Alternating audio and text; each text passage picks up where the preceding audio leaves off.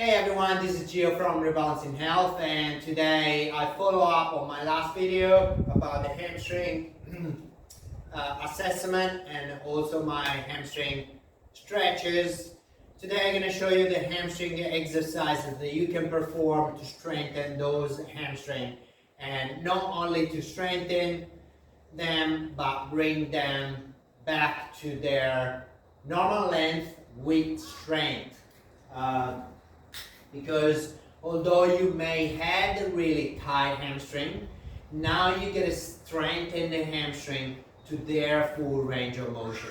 So either way that you had a really weak hamstring or you had a really tight hamstring, you will still need to perform the stretches or the strengthening exercises, most likely strengthening exercises. So I'm going to start from the hip extension, knee flexion. You will need a Swiss ball for this exercise. I'm going to show you another variation without the Swiss ball. And you're going to start by laying down on the floor. You're going to place the heel of your feet in the midline of the ball. It's called the apex of the ball. And from here, the palm of the hand are facing up. You can widen you can open up the arms to give you a little bit more stability, or you can widen the feet position to give you more stability. I'm going to lift up my hip and I'm going to flex my knee and bring my heel closer to my glutes. It's really important to always, when you do the exercise, to maintain the hip level with the trunk and not dropping down the hip, because otherwise hamstring and glutes, they stop working effectively. So from here, I drive my heel back, I drop down my hip, and I return up.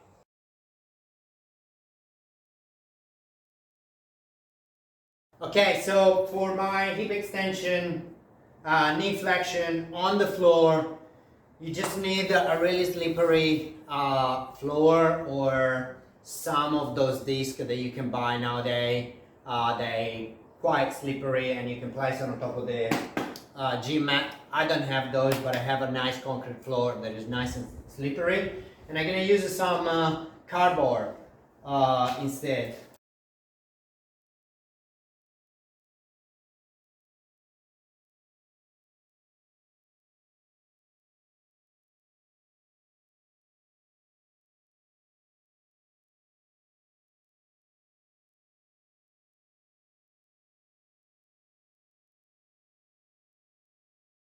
Okay, so for my third exercise, I choose the Nordic curl. I got a GHT machine, so I'm going to perform it in the GHT machine. But nowadays, you can find heaps of equipment that you can attach it to your squat rack and do it on a bench while using the squat rack for the attachment.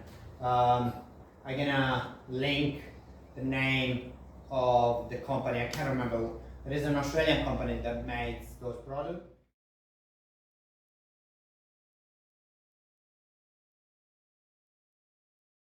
On also the foot holder, you can do it without. It depends on your, I guess, ability. They're pretty tough. They're pretty a tough exercise, but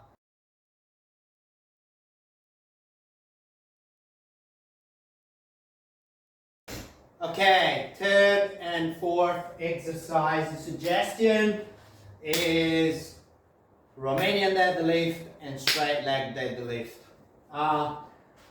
Realistically, the only difference between the Romanian and the straight leg deadlift is that the straight leg deadlift is starting from the floor, and the Romanian deadlift is starting from up here, either on the squat rack, and you may wanted to have the bar already elevated, where you can unrack it from this position, and then from here, take a big breath in, draw your belly button in, and again from here, I bending forward with my trunk, I push my glutes back, get here.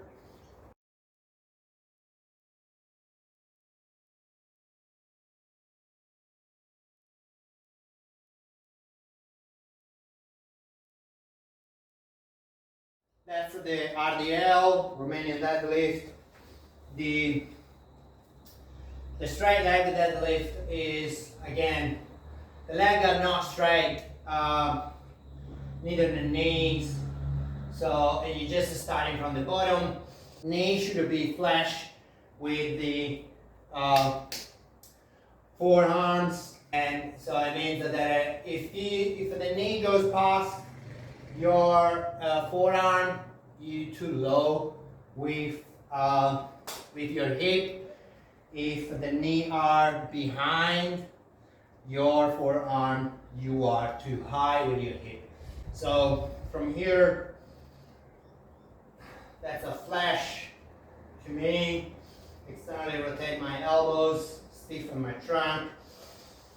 Big breath in, drain my belly bottom.